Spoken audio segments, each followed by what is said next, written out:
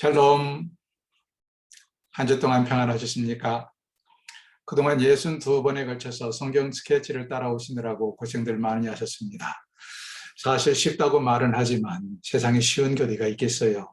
더더군다나 그 방대한 성경의 분량을 하루에 한 주에 평균 30분 정도 해서 63번 나눠서 살펴보고 있지만 이게 그렇게 간단한 문제는 아니죠.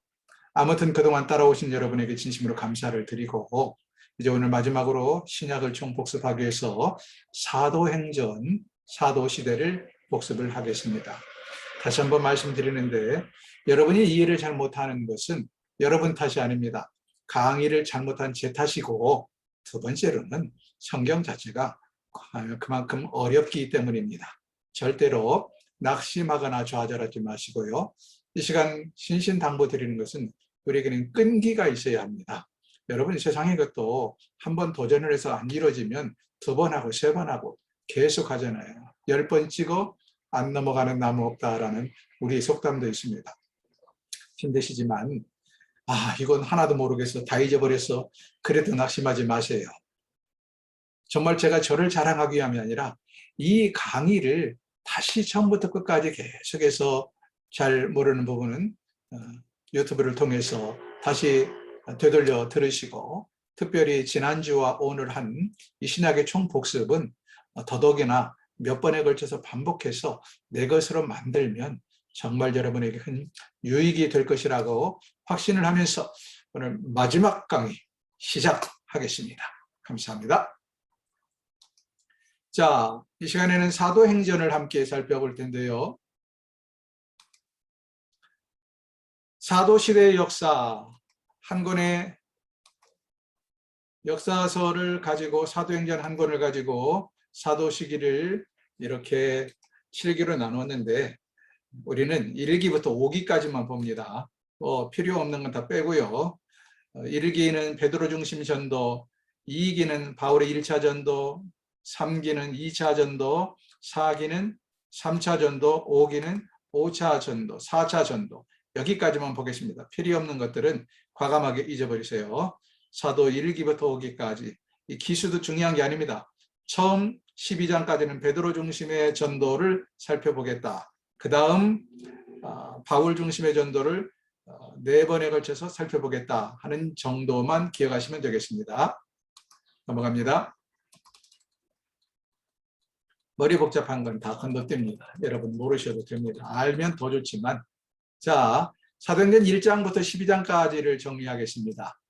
사도행전 1장부터 11장까지, 12장까지 지도를 가지고 설명을 하는데요. 여러분 다시 한번 복습하면 이 비스듬히 나 있는 선은 팔레스타인 육지를 나누는 선입니다. 왼쪽은 지중해 바다고요. 오른쪽은 팔레스타인 땅을 말합니다. 여기는 갈릴리 호수, 요단강, 그리고 그 밑으로 사해가 있습니다. 자, 사도행전 1장부터 7장까지를 간략하게 요약을 합니다. 사도행전 1장부터 7장을 간략하게 요약하면 성령이 마가의 오순절 다락방에 임하게 되죠.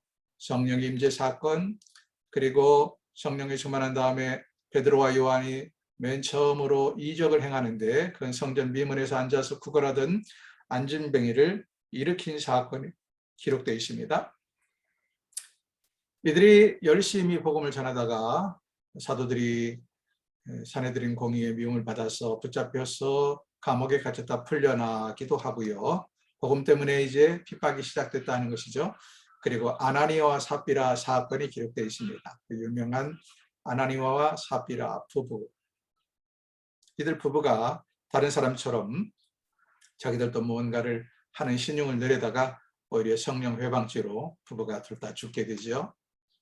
그리고 7 집사를 선출하는 내용이 사도행전 초반에 기록이 되어 있습니다. 그리고 스데반의 순교가 사도행전 7장에 기록이 되어 있습니다. 여기까지가 사도행전 1장부터 7장까지 요약한 것이고요. 8장에 가면 사도행전은 장별로 좀 찾아보겠습니다. 8장에 가면 8장에 어떤 일이 벌어지는가, 먼저 지역을 설명을 하죠. 사마리아에서, 이것은 사도행전 1장부터 7장까지는 어디에서 있었던 일이에요? 예루살렘에서 있었던 일이고 8장은 사마리아를 중심으로 벌어진 일인데 핍박이 임하잖아요. 스데반의 일로 일어나요. 핍박이 임해지자 예루살렘에 모였던 이 성도들이 흩어집니다. 흩어진 자들이 복음을 전하러 나가게 되는데 이때 빌립 집사가 사마리아에까지 가서 복음을 전합니다. 빌립이 사마리아에까지 가서 복음을 전했다. 핍박이 없었다면 이 성도들이 흩어지지 않았을 거예요. 분명히 예수님께서 말씀하시기를 예루살렘과 온 유대와 사마리아와 땅끝까지 이르러 내 증인이 되리라 말씀하셨는데 이들은 성령 임에서 권능을 받았어요. 그 다음 예루살렘, 그 다음 유대, 그 다음 사마리아로 계속해서 복음을 듣고 나가야 되는데 안 나가잖아요. 그러다가 성령이 역사하셔서 핍박이 임하고 핍박을 피해서 흩어지게 되었다. 흩어진 자 중에 한 사람이 빌립이 사마리아에 가서 전도를 했습니다. 많은 사람들이 믿게 되었다는 말을 예루살렘 교회가 듣고는 베드로와 요한을 사마리아 지역에 파송을 해요. 왜냐하면 빌립은 평신도 집사였고 한계가 있기 때문에 베드로와 요한 사도가 사마리아에 가서 이들에게 성령을 받게 합니다. 하나님의 말씀을 전하고 사마리아에도 성령이 임하게 하셨다. 한편 빌립에게 또 하나님께서 말씀하셔서 전사를 통해 말씀하셔서 에디오피아 내시에게 복음을 전하게 하는 사건이 8장에 기록이 되어 있어요. 9장 한편 그런 일이 사마리아에서 벌어지고 있을 때 또 한편에서는 어떤 일이 벌어지는가? 사울의 회심 사건이 벌어집니다. 이것은 예루살렘에서 일어난 건 아니고 사울이 스데반의 일을 겪으면서 예수 믿는 것들은 다 잡아 죽여야 된다는 일념에 불타오르서 멀리 저기 수리아의 다메섹까지 복음을 증거하는 자들을 예수 믿는 사람들을 핍박하러 올라가다가 다메섹 도상에서 예수님을 만나 사울이 회심을 했다 하는 이야기가 9장에 기록이 되어 있습니다. 9장. 그리고 이어서 9장에 계속되어 있는 것은 한편으로 사울이 이렇게 회심이 일어나는 기간 동안 베드로를 중심으로 한 복음 전파는 어떻게 이루어지는가? 4번을 보세요. 루다까지 베드로 역시 예루살렘에 있지 아니하고 이제는 핍박을 피해서인지 아니면 성령의 그 지시 땅끝까지 복음을 증거하라는 그 지시에 순종해서인지 모르지만 루다에 가서 에니아라는 사람의 중풍병을 베드로가 고칩니다. 이것은 예루살렘을 벗어난 이방 지역에서 다른 외곽 지역에서 복음을 증거하며 병을 고쳤다는 차원에서 에니아의 중풍병을 고친 것은 의미를 발견할 수 있습니다. 더 나아가서 욥바에까지 갑니다. 더 멀리 욥바에까지 가서 욥바에서 죽은 다비다, 과부였던 죽은 다비다를 살리는 이적도 행합니다. 누가요? 베드로가. 사도행전은 크게 두 부분으로 나눌 수 있어요. 1장부터 12장까지는 베드로 중심의 전도고 13장부터 28장까지는 바울 중심의 전도가 되겠습니다. 지금 베드로 중심의 전도를 살펴보고 있습니다. 5번에서 6번으로 올라갑니다. 화면을 보시고요. 5번에서 6번. 여기가 어디냐? 가이사랴입니다. 가이사랴. 옛날에 신약 할 때 설명드렸지만 예루살렘은 종교적인 도시고 구도시라면 신흥 행정 도시는 가이사랴였어요. 로마 제국이 이 지역을 통치하면서 가이사랴의 신흥 행정 도시를 만들고 총독은 이 가이사랴에 머물고 있었고 총독뿐만 아니라 행정 모든 기관들이 사실은 가이사랴에 있었습니다. 가이사랴에서 어떤 일이 벌어지는가? 베드로가 가이사랴에서 설교를 해서 많은 사람들이 믿게 되는데 그 중에서 이 고넬료의 집에 찾아가서 설교를 하므로 고넬료 집안에 모여있는 모든 친인척 친구들까지 성령을 받게 되었다. 고넬료는 백부장이죠. 백부장 고넬료의 집에 가서 베드로가 설교를 해서 거기에 모여있던 모든 사람들이 성령을 선물로 받게 되었다 하는 이야기와 이것도 매우 중요한 의미인데요. 베드로 자신이 이렇게 예루살렘의 핍박이 임하고 외곽 지역을 다니면서 복음을 증거했지만 이방인, 사마리아인은 반특이니까요. 완전한 이방인은 아니잖아요. 그런데 최초로 베드로가 이방인에게 복음을 전한 것은 사실은 이 백부장 고넬료입니다. 백부장 고넬료는 이탈리아 사람이에요. 요즘으로 말하면 정규 육군사관학교 출신의 엘리트입니다. 엘리트. 이 로마 제국의 군대 편성은 이렇게 되어 있습니다. 군단 밑에 여러 부대가 있는데 6, 7개 정도의 그 백부장들이 다스리는 부대가 하나의 이렇게 군단을 형성을 합니다. 그런데요, 한 5개 내지 6개는 그 지방의 식민지의 젊은이들을 차출을 해서 군대를 편성했고, 그 중에 하나만큼은 6개면 6개 중에 하나, 7개면 7개 중에 한 부대만큼은 이탈리아 로마 제국의 순수 토종인 청년들을 데려다가 엘리트 군부대로 핵심 부대를 만들었어요. 그리고 그 부대의 지휘관 백부장은 정말로 가장 촉망받고 인정받는, 요즘 말로 하면 정규 육군사관학교 출신 중에서도 엘리트들을 임명했던 것입니다. 고넬료가 바로 그런 사람이에요. 고넬료는 젊은 유능한 지휘관이었다. 로마의 시민권을 가졌다고 성경에는 안 나와 있지만 틀림없이 로마의 시민권자였을 것입니다. 그러니까 베드로가 그런 로마인에게 복음을 전하는 것에 꺼려해요. 그래서 환상 가운데서 하나님의 말씀을 듣고 결국은 고넬료에게 복음을 증거하게 되지요. 그리고 성령을 거기에 모였던 사람들이 선물로 받게 되었다. 한편 이때 안디옥 교회가 설립이었다는 말이 10장에 기록이 되는데, 스데반일로 환란을 피해서 흩어져 복음을 전하는 사람들이 멀리 구부로까지 가서 복음을 증거하게 됩니다. 그러나 역시 흩어졌던 사람들이 멀리 다른 지방으로 옮겨가긴 했지만 유대인들에게, 자기의 동족 디아스포라 유대인이라고 흩어져 있는 유대인들에게만 복음을 전했지 이방인 헬라인에게 복음을 전하려고 하지 않았어요. 그런데 몇몇 사람들이 구부로의 교회에 몇몇 흩어져 있던 유대인들이 안디옥에 가서 헬라인들에게도 복음을 전해서 안디옥이라는 도시에 안디옥 교회가 설립이 되었다. 안디옥 교회가 설립이 되었다는 이야기고요. 12장에 가면 이렇게 복음이 막 흩어져서 여기저기 복음이 증거되고 확산되는 가운데 있을 때 핍박은 여전히 계속되고 있었습니다. 예루살렘에서 핍박의 정점은 바로 야고보의 순교입니다. 12사도 중에 베드로와 야고보와 요한 3인방을 아시죠? 그 중에 베드로와 야고보와 요한들이 야고보입니다. 야고보와 요한은 형제였죠. 형제. 그런데 이 야고보가 제일 먼저 12사도 중에서 야고보가 제일 먼저 순교합니다.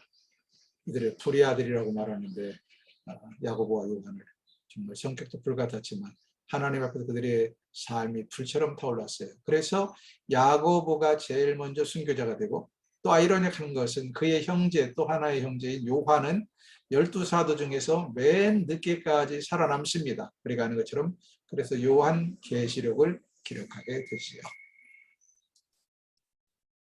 12장에 가면 야고보가 순교하고 또 베드로가 핍박 때문에 감옥에 갇혔다가 추록이 되고, 이때 헤롯이 충이 먹어 죽었다라는 기록이 있는데, 충이 먹었다 그러니까 우리는 상상을 못해요. 벌레가 얼마나 크면 헤롯 사람을 먹어 죽이냐. 여러분, 여기서 말하는 충은 바이러스를 말합니다. 바이러스에 걸려서 헤롯이 죽었다라는 이야기고요. 여기 나오는 헤롯은 누구이냐? 여기 나오는 헤롯은 헤롯 대왕의 손자입니다. 헤롯 대왕의 손자, 1세, 2세가 되겠습니다. 헤롯 아그리빠라고 말하는데, 아그리빠도 아그리빠 1세, 아그리빠 2세 그렇게 나눕니다. 아니, 부자간에 헤롯 아그리빠의 아들도 이름이 아그리빠예요. 그래서 구분하기 위해서 헤롯 아그리빠 1세, 아버지를 헤롯 아그리빠 1세, 그리고 아들을 헤롯 아그리빠 2세 이렇게 말하는데, 이때 헤롯 아그리빠 1세, 즉 대헤롯의 손자에 해당하는 헤롯 아그리빠 1세가 하나님 앞에서 교만 떨고 자신의 권위를 내세우다가 결국 바이러스 먹어서 죽고 말았다. 이것이 12장에 기록이 되어 있습니다. 여기까지 해서 사도행전 1장부터 12장까지를 간략하게 정리를 해보았습니다. 지역으로는 매우 바운더리가 좁지요. 그냥 흩어지기는 했는데 예루살렘, 사마리아 이 경내를 벗어나지 못했습니다. 성령이 너희에게 임하시거든 너희가 그 권능을 받고 예루살렘과 온 유대와 사마리아와 그 다음 땅끝까지 이르러 내 증인이 되리라 했는데 아직 여전히 복음은 예루살렘과 사마리아 유대 지방에만 머물고 있었고 또 베드로 중심으로 베드로는 그렇게 국제적인 인물은 아니었습니다. 국제적으로 세계 무대를 향해 나가려면 헬라어에 능통해야 되고 헬라 철학에 능통해야 되고 박학한 지식도 있어야 되는데 우리가 아는 것처럼 베드로는 그렇게 박학한 지식을 가진 자도 아니고 헬라에 능통한 자도 아닌 어부 출신이었습니다. 그러나 하나님은 초기에 이렇게 베드로를 들어서셔서 복음이 세계로 확산되어 나갈 수 있는 토대를 만드는 일을 해놓으셨다 하는 것이지요. 그 다음에 이제 13장부터는 사도 바울 중심의 전도가 시작이 됩니다. 세계 선교가 어떻게 열리는가를 보겠습니다. 자, 사도시대 지방과 도시들 먼저 지도를 펼쳐놓고 이게 무슨 지도냐 하는데 그냥 관문정 선으로 그려놔서 그렇지 지도입니다. 먼저 이렇게 보면 화살표 움직이는데 이 빈 공간이 지중해예요. 지중해. 그리고 이만큼 여기가 지금 팔레스타인 땅입니다.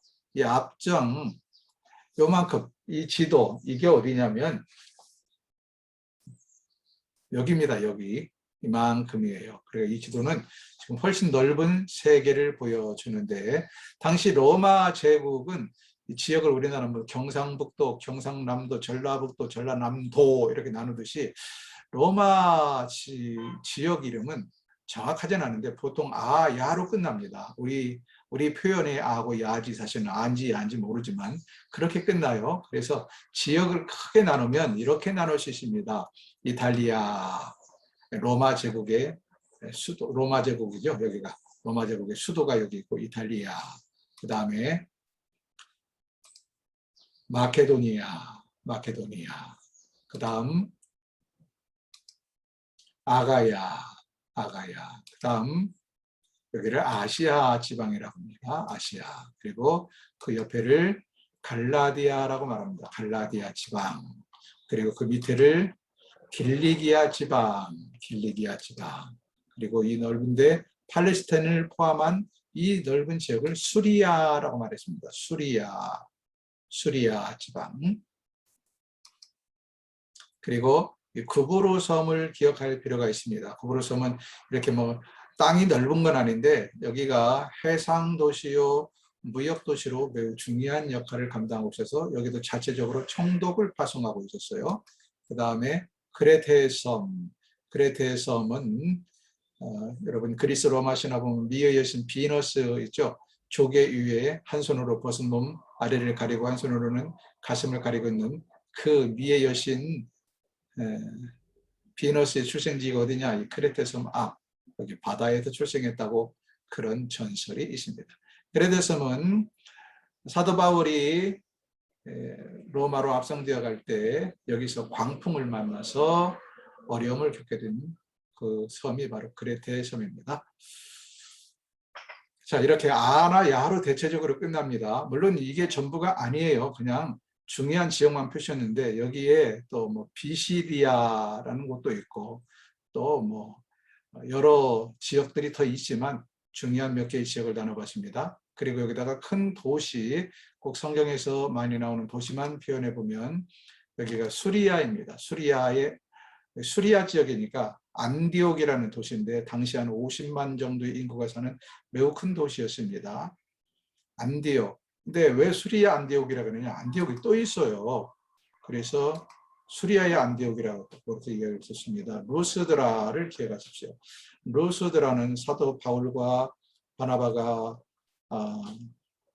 사람 안진병이를 고쳤다가 신격화, 헤르메스와 제우스 신으로 그들이 그렇게 추앙을 받던 도시.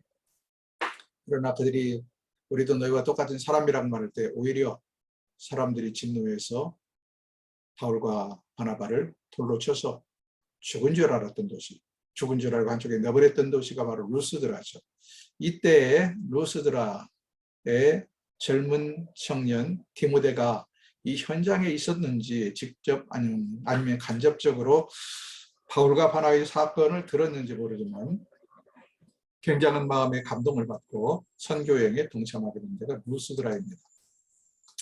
그 다음 비시디아, 이 지역이 바로 비시디아예요. 둥근 원은 없지만 아시아, 갈라디아 사이가 비시디아라는 곳인데 여기도 안디옥이라는 도시가 있습니다. 이 비시디아는 사도 바울과 바나바가 1차 전도여행할 때 사람들이 둘로 나뉘어서 아주 악질 유대인들이 여기서부터 따라다니면서 바울과 바나바의 선교여행을 방해했던 도시가 바로 비시디아 안디옥입니다. 여기는 그 유명한 에베소, 아데비 여신을 섬기던 에베소, 사도 바울이 선교여행 중 3년이란 기나긴 기간 동안 머물렀던, 그리고 공을 들였던 에베소, 무역의 도시입니다. 바울이 왜 그렇게 이곳에 공을 들였는가? 무역의 도시였고요. 그리고 우상이 만연했던 도시이기 때문에 바울은 이곳에서 가장 긴 시간을 머무르며 복음을 전했습니다.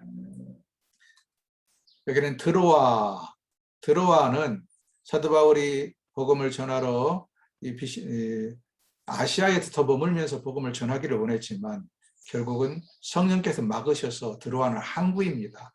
드로아에 왔을 때 드로아에서 환상을 봐요. 마케도니아, 이쪽이 마케도니아라고 그랬죠. 마케도니아 사람이 환상 가운데 건너와서 우리를 도우라. 그래서 드로아에서 배를 타고 마케도니아로 건너가게 됩니다. 빌립보는 여기 유럽입니다. 자, 여기 이렇게 선을 건너서 유럽인데요. 왼쪽은 유럽입니다. 유럽의 첫 관문 도시가 바로 빌립보였습니다. 빌립보. 그리고 데살로니카라는 도시가 그 옆에 있고, 그리고 아가야 지방의 가장 큰 도시 고린도. 두 번째로 바울이 오래 머물렀던 데가 고린도인데 1년 6개월 동안 바울이 고린도에 머무릅니다. 1년 9개월이네요. 1년 6개월 머무르고 그 뒤에도 3개월을 또 머무렀거든요. 1년 9개월 동안 고린도에 두 번에 걸쳐서 머무르게 됩니다. 여기는 그 유명한 예루살렘이 되겠고요. 예루살렘은 당시에 사실은 작은 도시입니다. 이런 수리아의 안디옥 이런 데는 인구가 50만이 넘는 도시였으니까요. 예루살렘은 당시에 인구가 거주하는 인구가 20만도 채 안 됐습니다. 20만도 안 되던 작은 도시였다. 여기 제일 큰 도시 로마가 여기 있겠죠. 로마. 대충 큰 지방 그리고 큰 도시만 이렇게 점찍어서 한번 새겨 두십시오. 이걸 가지고 이제 사도 바울의 선교 여행 또는 전도 여행을 계속해서 볼 것입니다. 자, 바울의 1차 전도 여행은 사도행전 13장부터 15장까지 기록되어 있는데 번호를 보면 따라오세요. 예루살렘 수리아의 안디옥 교회에서 바울과 바나바가 목회를 하고 있었지요. 그런데 그때 주를 섬겨 금식할 때 수리아 안디옥 교회가 금식할 때 성령이 바나바와 바울을 따로 세우라 지시를 합니다. 그래서 가장 당회장격에 해당하는 가장 중요한 지도자인 바나바와 바울을 따로 세워 그래서 선교사로 파송하게 된다. 최초의 공식 선교사는 바로 바울과 바나바고요. 파송한 교회는 수리아의 안디옥 교회가 되겠습니다. 그래서 수리아의 안디옥 교회가 이들을 파송해서 이들은 실루기아라는 항구에 와서 배를 타고 구브로 섬으로 갑니다. 이게 구브로 섬이라고 그랬죠. 이름은 안 나와 있는데 왜 구브로로 갔느냐. 구브로는 바나바의 고향이기도 했어요. 그래서 아무래도 이무롭지 않습니까? 너무 처음부터 생산 곳에 가는 것보다도 그리고 또 이 구브로를 거쳐서 아시아 넓은 대륙을 나갈 수 있기 때문에 구브로에서는 두 곳의 도시를 거치는데 첫 번째 거친 도시가 살람이라는 도시였고 두 번째 도시가 바보라는 도시였습니다. 바보가 이 구브로 섬의 행정 수도였죠. 여기에는 총독 서기오가 있었는데 총독 서기오 바울 이름이 서기오 바울입니다. 서기오 바울이 회심을 합니다. 사도 바울과 바나바가 전한 복음을 듣고 회심을 한다. 그런데 무당 박수 엘루마가 아주 집요하게 방해를 하며 따라다닙니다.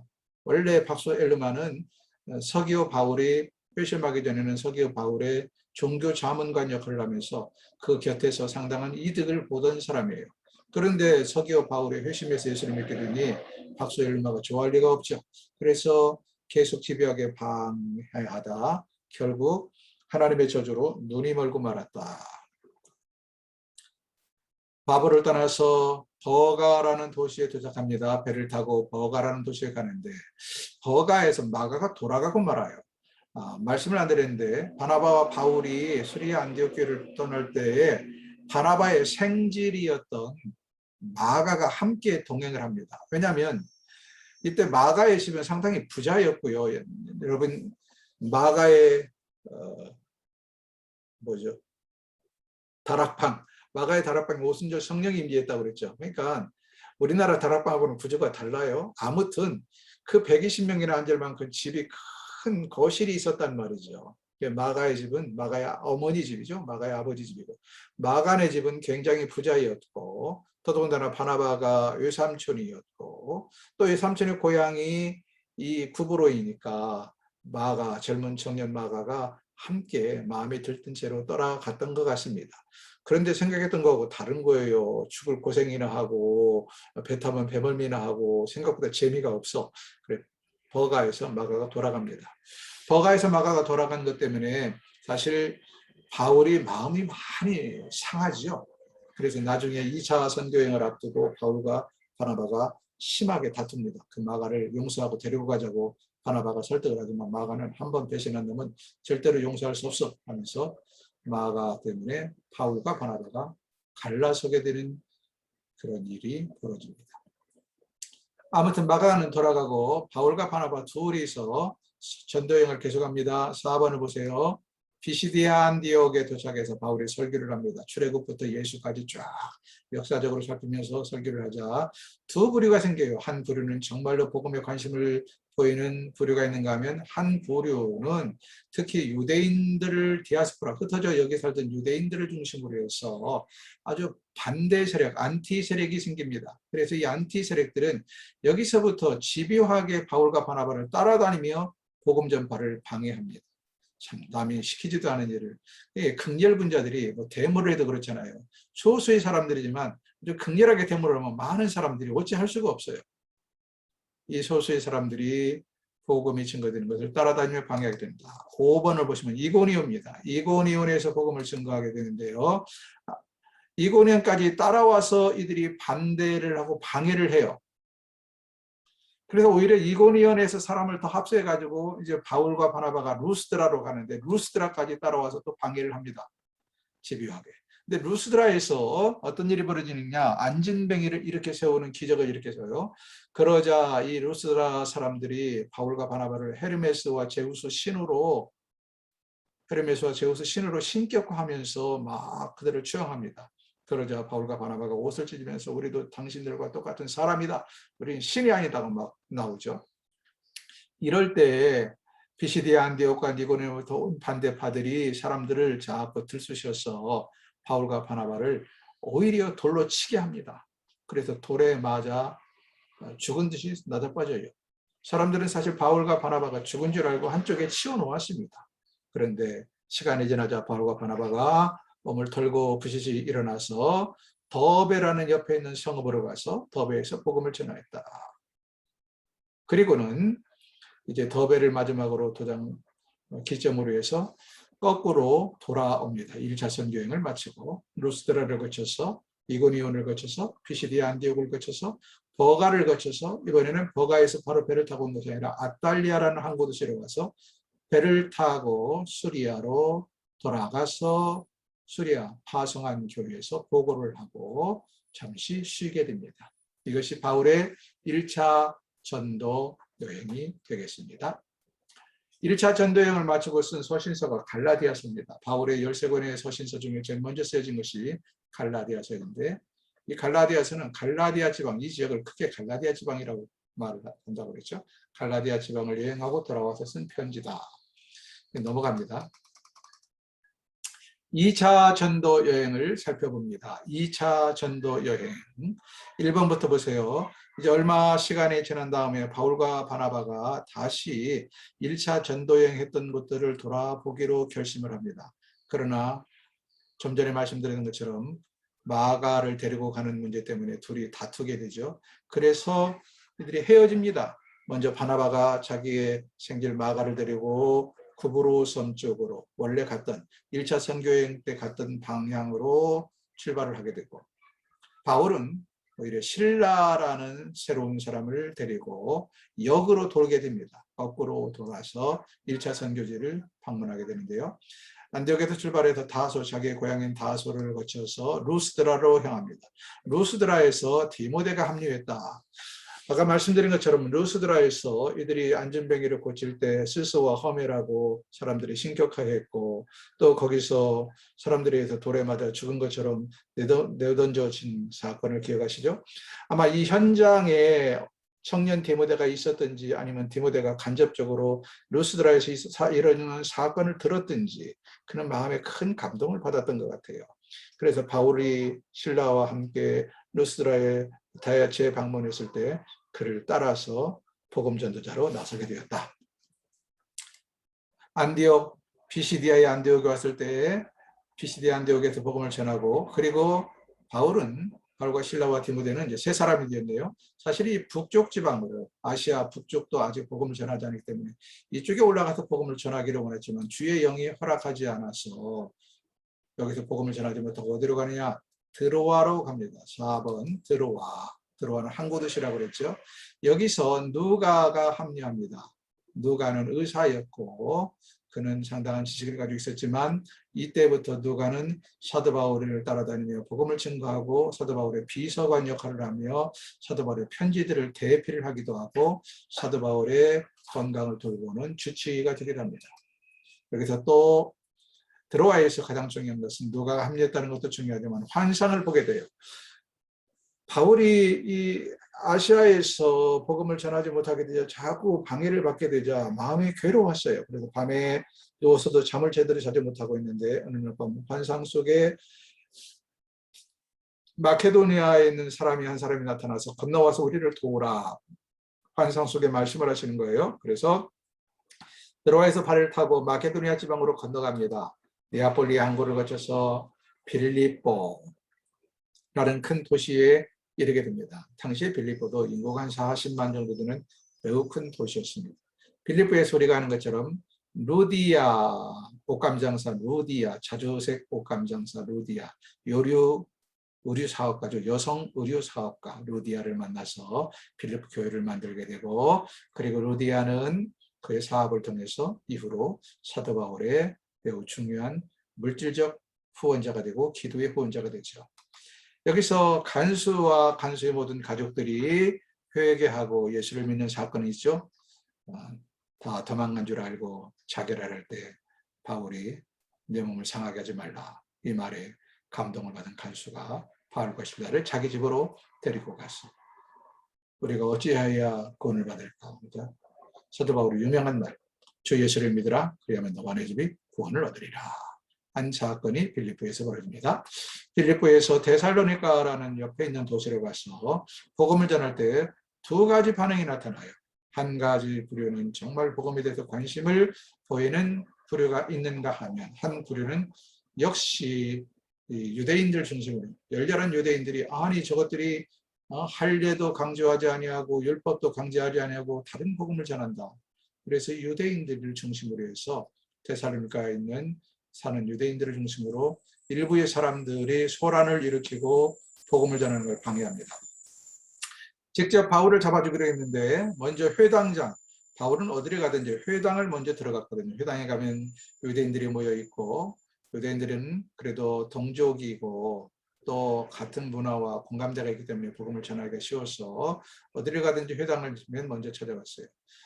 바울을 찾지 못하자 이들이 회당장 야손을 잡아서 야손을 구타합니다. 네가 바울에게 복음을 전할 기회를 줬다.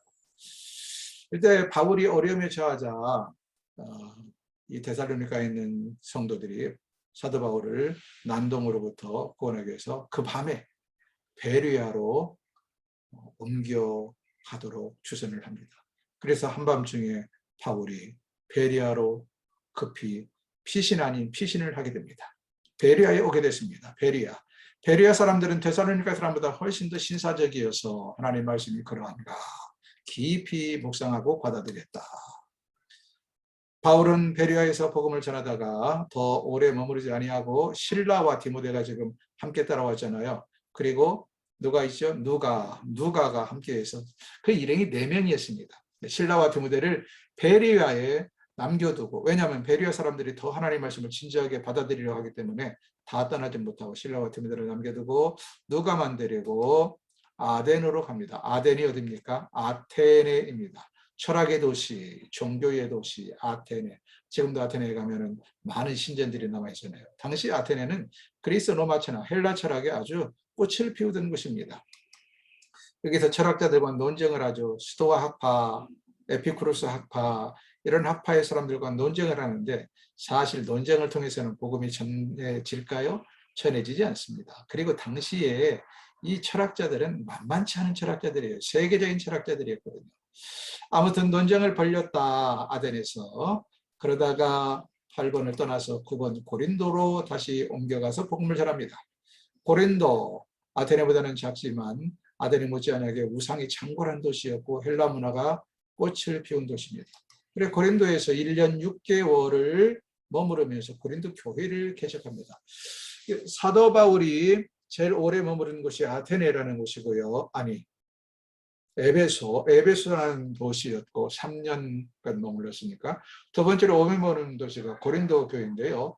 먼저 1년 6개월을 머물렀고 그 다음에 두 번째 와서도 3개월을 머무릅니다. 한 1년 9개월을 고린도 교회에 머무르니까 고린도 교회에 대한 애정도 매우 컸습니다.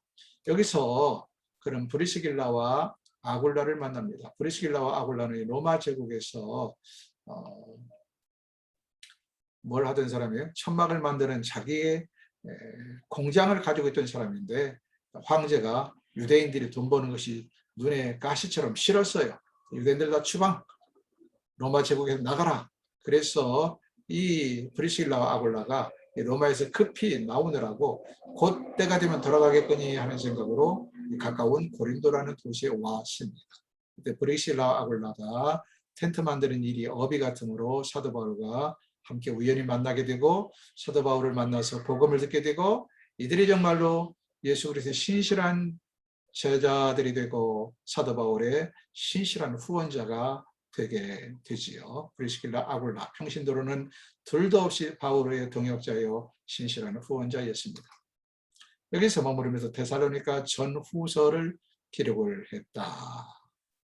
그리고는 이제 1차, 2차 전도 여행을 마치고 곧 돌아갈 때가 됩니다.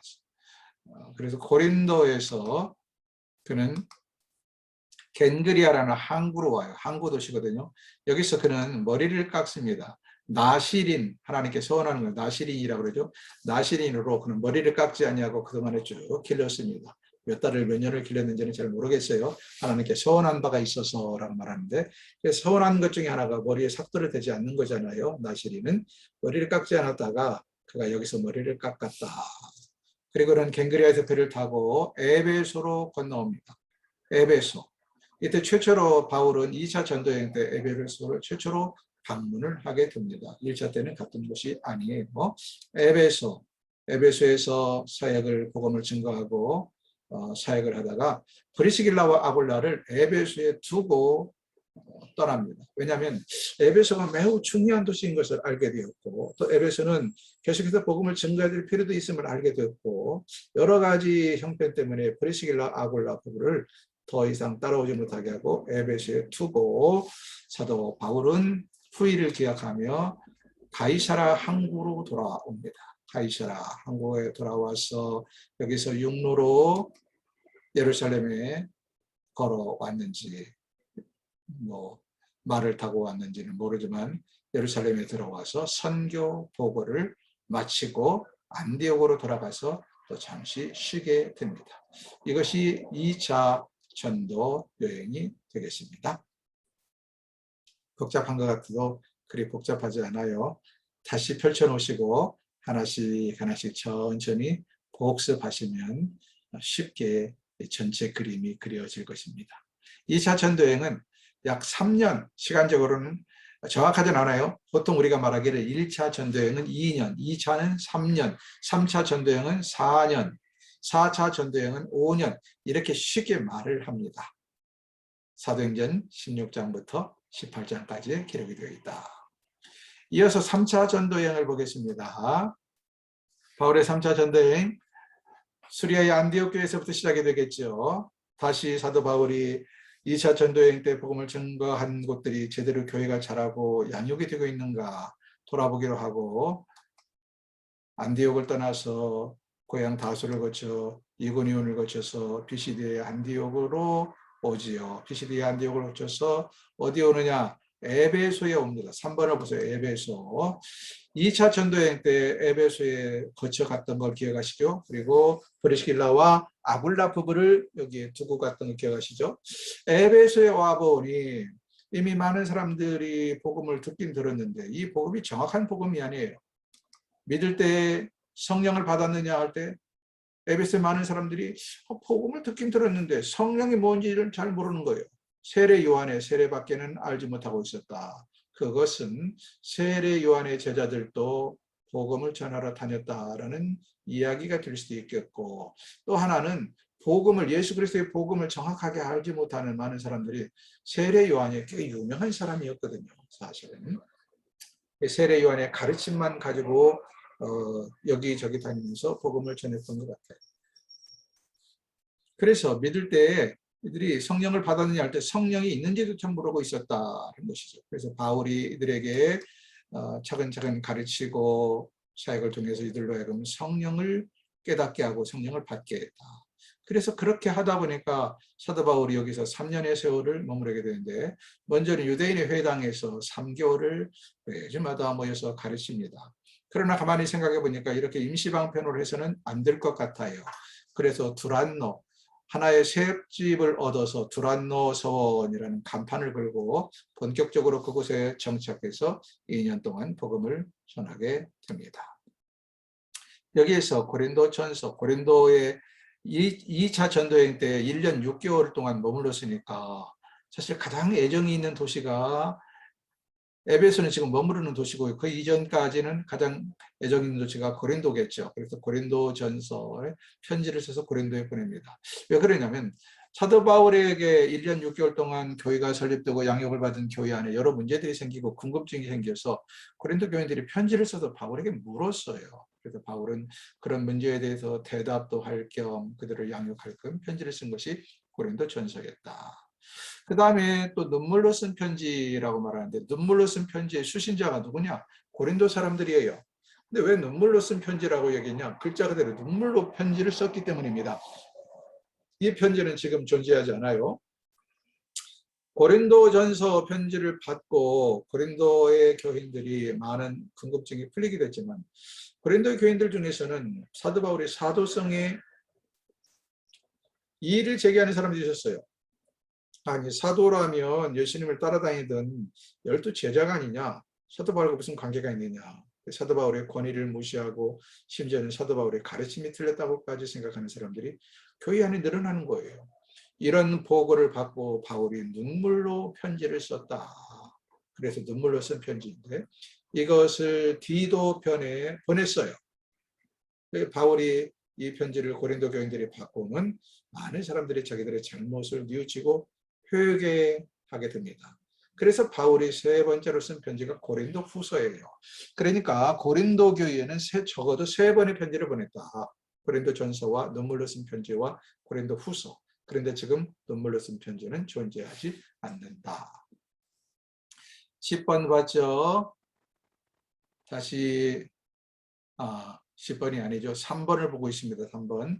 에베소에서 이렇게 3년을 머무른 다음에 그가 드로아를 거쳐서 드로아에 왔을 때 복음의 문이 열렸어요. 아시아의 복음을 전할 수 있는 길이 있었지만 바울의 마음은 급했습니다. 얼른 유럽 대륙으로 건너가서 교회들의 형편을 살피는 것과 그리고 유럽 대륙에서 자기를 기다리고 있는 디도를 만나는 것입니다. 디도를 통해서 고린도 교회가 어떻게 되는지를 듣고 싶어서 드로아에서 복음을 전할 수 있는 기회가 있었지만 그는 배를 타고 건너갑니다. 빌립보에 가서 고린도 후서를 다시 쓰게 되었다. 디도를 통해서 고린도 교인들이 회개하고 많이 돌아섰다는 말을 듣고 여기서 고린도 후서를 편지를 쓰게 됩니다. 빌립보를 거쳐서 데살로니카를 거쳐서 베리아, 이게 다 2차 전도여행 때 복음을 전했던 곳들이죠. 베리아를 거쳐서 고린도로 옵니다. 고린도에 와서 다시 3개월을 머무르면서 아직도 사도 바울에 대해서 혹시라도 불신하고 의심하는 사람들을 제대로 양육하며, 그리고 여기서 로마서를 기록을 하게 됩니다. 로마서를 기록하면서 3개월을 머물렀다.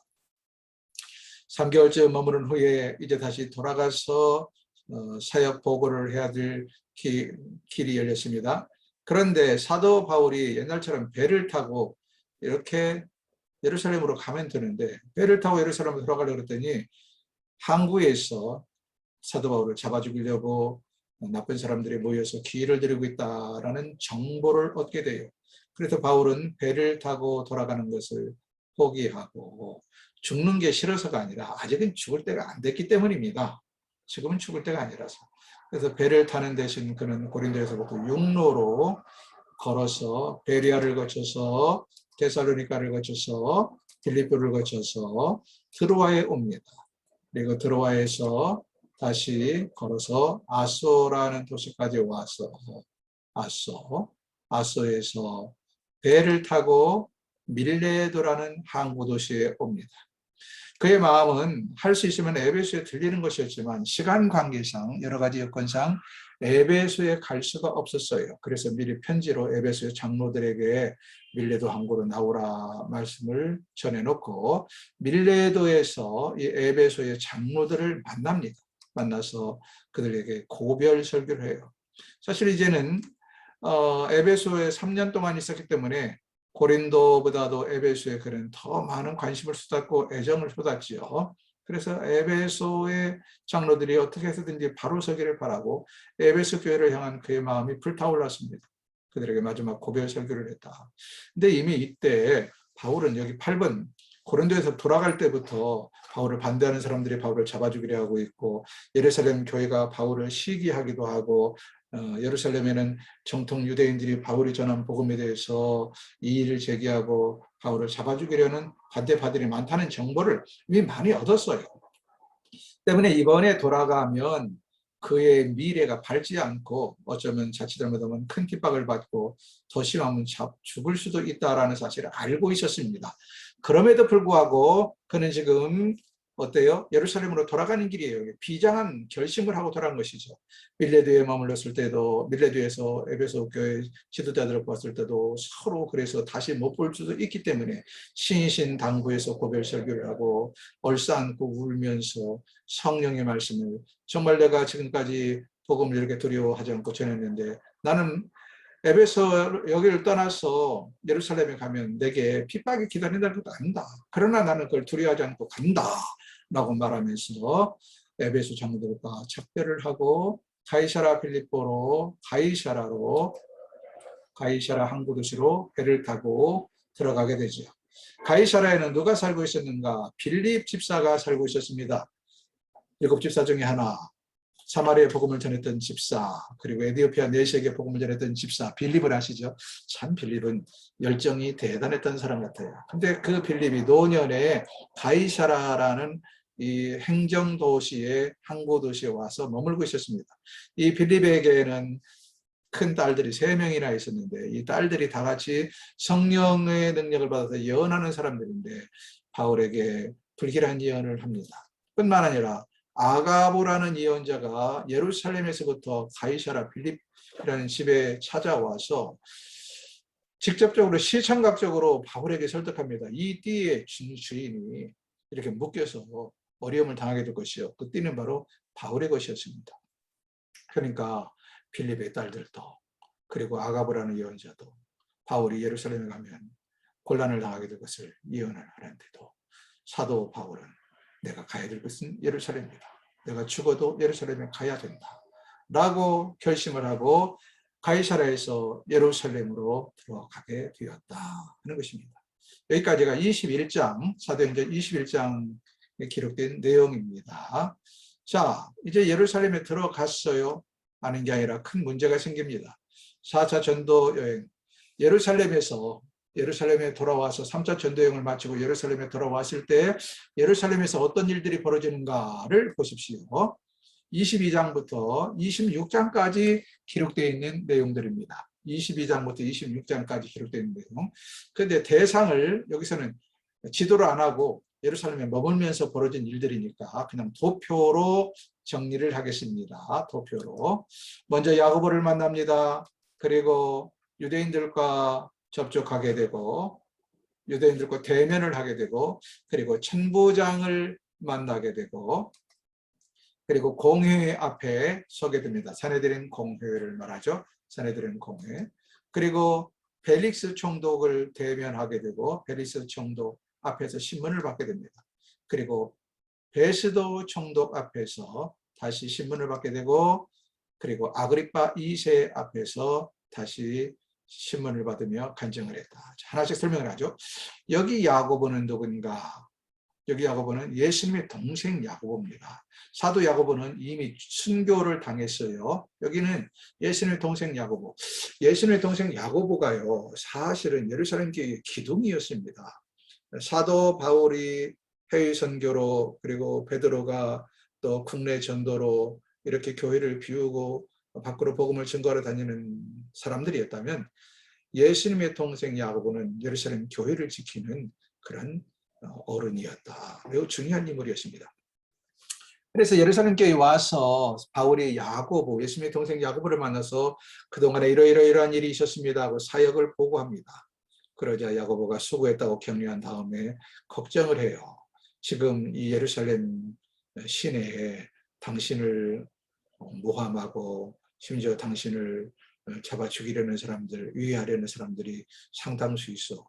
내가 이것을 어떻게 하면 좋을까 생각하다가 당신에게 권면하면 이렇게 하시오.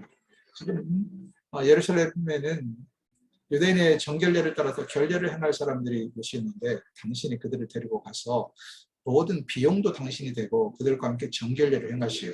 그러면 당신이 유대의 율법을 무시하고 장로들의 유전을 무시하고 할례를 소홀히 한다는 지금의 모든 유대인들의 소문이 잠재우게 될 것 아닙니까? 이렇게 야고보가 권면을 해요. 그래서 사도 바울은 그것이 마음에 들어서가 아니라 그래도 평화를 위해서 야고보의 권면대로 행합니다. 돈을 내서 결례를 의식을 하고 정결 예식을 하고 희생제사를 드려요. 그러나 유대인들의 그 의심과 불신과 질투, 모함은 풀리지 않았다. 계속해서 그들은 사도 바울을 죽이려고 막 혈안이 되어 있습니다. 한 사람을 두고 많은 사람들이 린치를 가하고 핍박을 하고 한다는 이야기를 천부장이 들었어요. 이때 천부장은 예루살렘의 치안을 담당하던 치안 사령관과 같은 사람입니다. 여러분, 가이사라가 항구도시와 행정도시라고 그랬죠. 총독은 행정도시인 가이사라에 있었고 총독은 무슨 6월절이나 유대인의 절기가 되어야 예루살렘에 내려왔습니다. 평소에 예루살렘은 누가 치안을 유지하고 있었느냐? 천부장이 치안을 유지하고 있었어요. 천부장이 이 사실을 알고는 군대를 동원시켜서 사도 바울을 데려오죠. 데려다가 이렇게 많은 사람들이 사도 바울을 잡아 죽이라는 거 보니까 바울에게 문제가 있는 줄 알고 사실은 바울을 채찍으로 때리기도 합니다. 그러나 나중에 바울의 간증을 듣게 되면서 그는 바울이 마음이 끌리게 되고 더더군다나 바울이 로마의 시민권자라는 사실 때문에 그가 무서워하고 조심하게 되죠. 그러나 여전히 천부장이 허락을 받아서 군인들의 보호 가운데 유대인들에게 사도 바울이 자기 자신이 지금까지 어떻게 지내는가를 간증하고 증거하자 오히려 유대인들이 잠잠해지기는커녕 계속해서 바울을 잡아 죽이려 그럽니다. 그래서 천부장은 자기가 치안에 책임이 있고 더더군다나 로마의 시민권자가 유대인들에 의해서 만약에 유해를 당해 어려움을 당하면 자기 책임이거든요. 그래서 군부대를 동원해서 그를 지키죠. 그리고는 그 다음날 정식으로 재판을 엽니다. 사내들인 공회를 소집을 해요.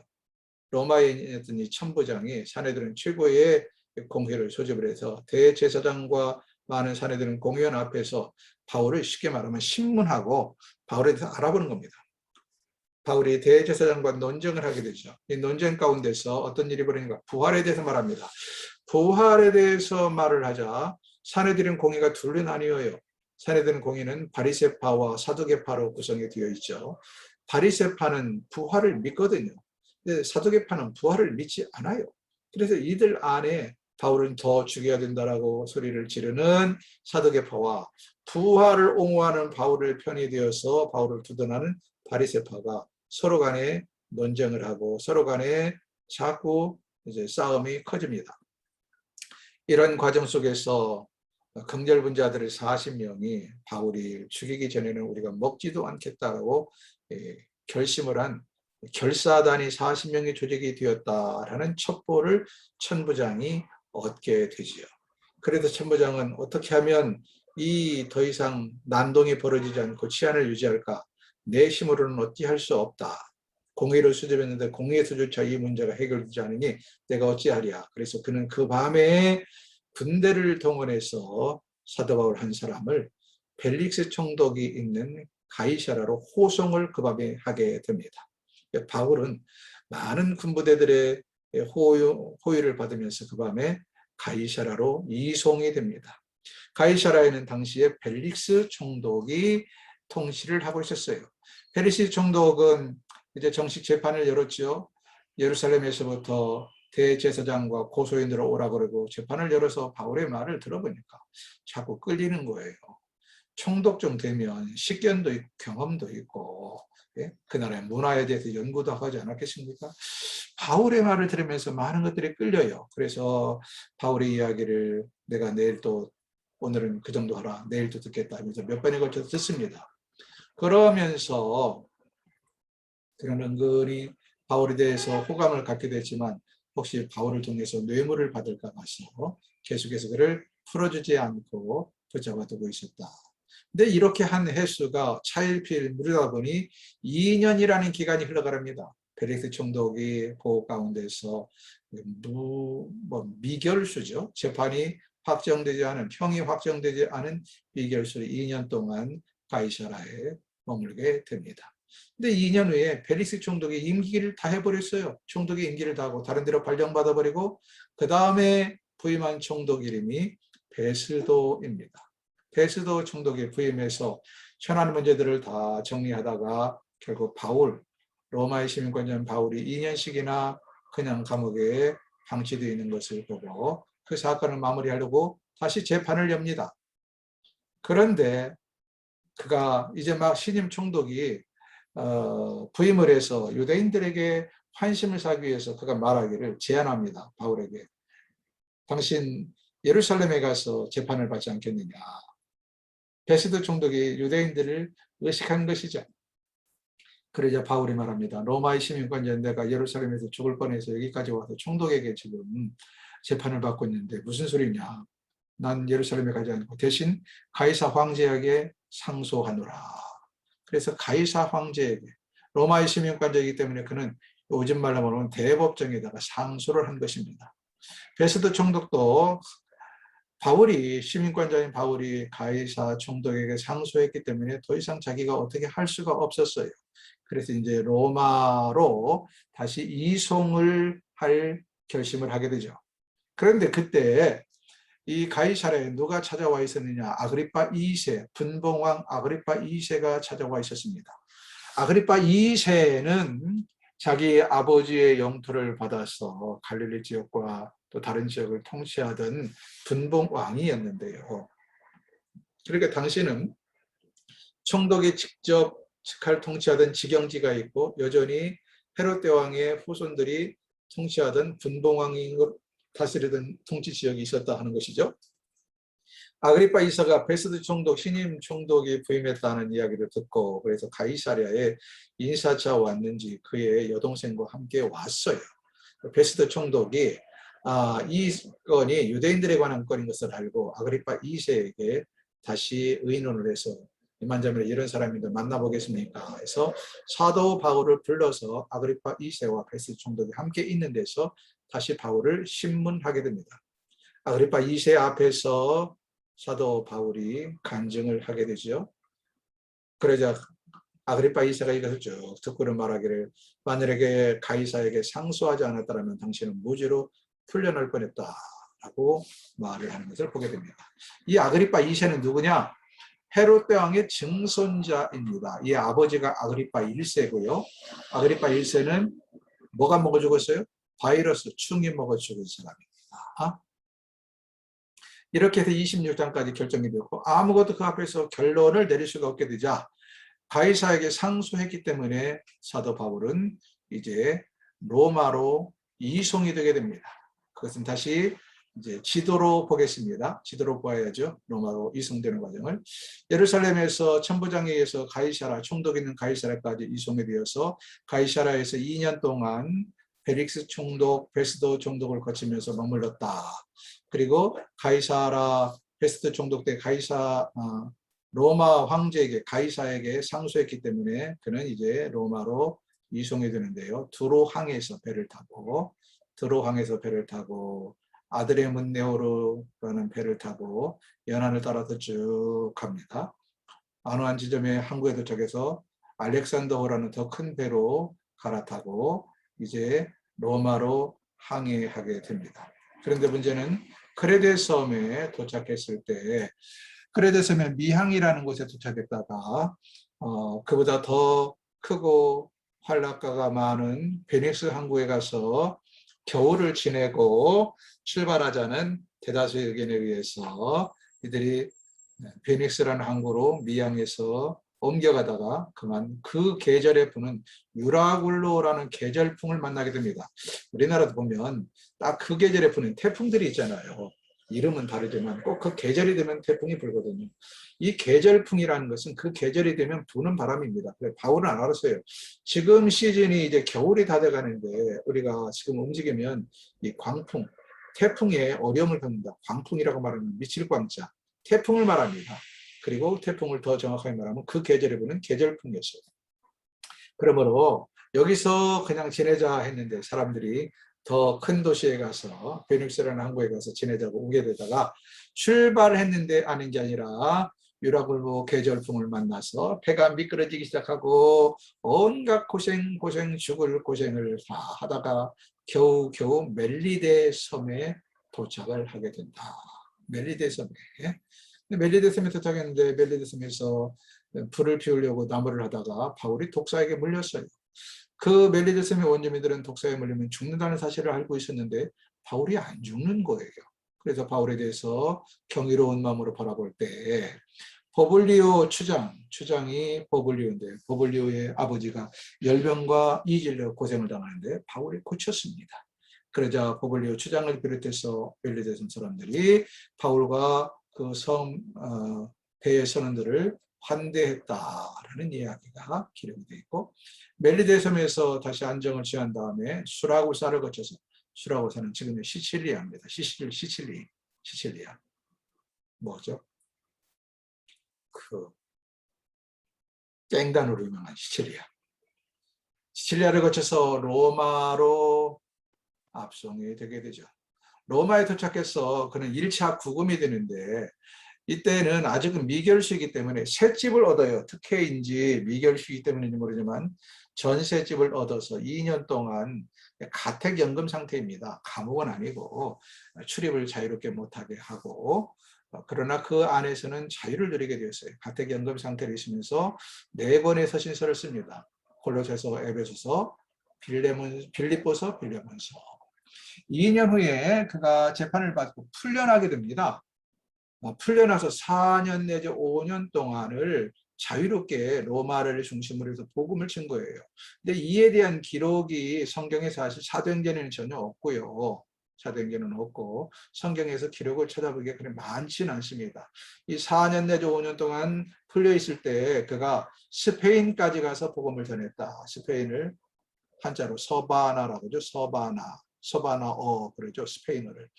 당시는 지도를 펼쳐놓으면 지금도 마찬가지입니다.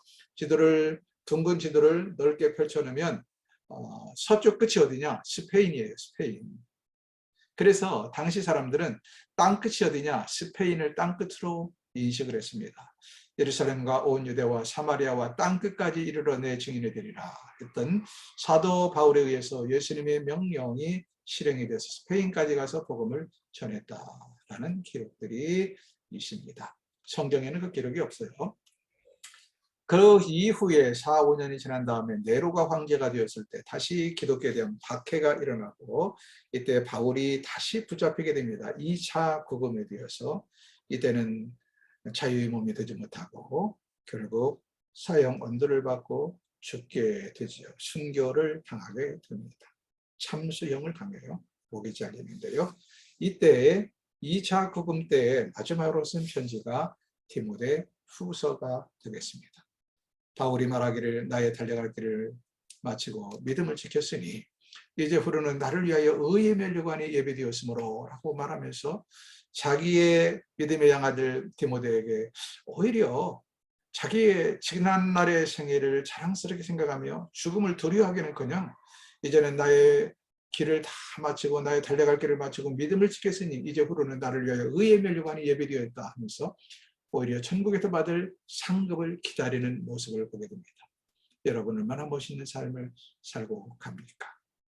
우리도 바라기는 이렇게 우리의 남은 생애가 하나님께서 부르는 그날을 기다리며 오히려 그날이 기다려지며 하나님의 설날이 가슴 설레며 그날을 손꼽아 기다리면서 남은 생애 하루하루 살아갈 수 있다면 얼마나 좋을까요? 이제 63번에 걸쳐서 성경 스케치를 마무리 짓니다. 하나님께서 여러분을 사랑하십니다. 하나님께서 여러분을 향하신 특별한 섭리와 계획이 있습니다. 무슨 바울처럼 장가도 안 가고 평생을 선교사로 헌신하는 것만이 선교는 아닙니다. 그러나 저와 여러분이 해야 될 마지막 공통된 우리 모두의 사명이 있다면 있는 곳에서부터 시작해서 우리에게 하나님의 부르심이 있는 부름대로 복음을 증거하는 것입니다. 여러분이 있는 곳에서부터 어떤 사람은 더 구체적으로 부를 수 있어요. 해외 선교사로 또는 국내 선교사로 부르심이 어디든지 간에 하나님의 부르심에 합당하게 직장에서든 가정에서든 친구들에게든 복음을 증거하는 복음 전도자의 삶을 살아가다가 먼 훗날 하나님 앞에 의의 면류관 생명의 면류관을 받는 성도들이 되기를 주의 이름으로 축원합니다. 그동안에 수고 많으셨고요. 마지막 다시 한번 당부드리는데 이 내용이 너무 많아서 어렵다. 괜찮습니다. 다 하나도 모르겠다. 괜찮습니다. 여러분 정도의 차이가 있을지 모르지만 우리에게는 하나님의 지식의 영을 주시고 지혜의 영을 주십니다. 포기하지 마시고 반복하시고 또 반복하시고 그러면서 성경을 읽어보시면 이 생명의 양식이 우리 손에 딱 쥐어지는 날이 올 줄로 믿습니다. 그동안에 수고 많으셨습니다. 감사합니다.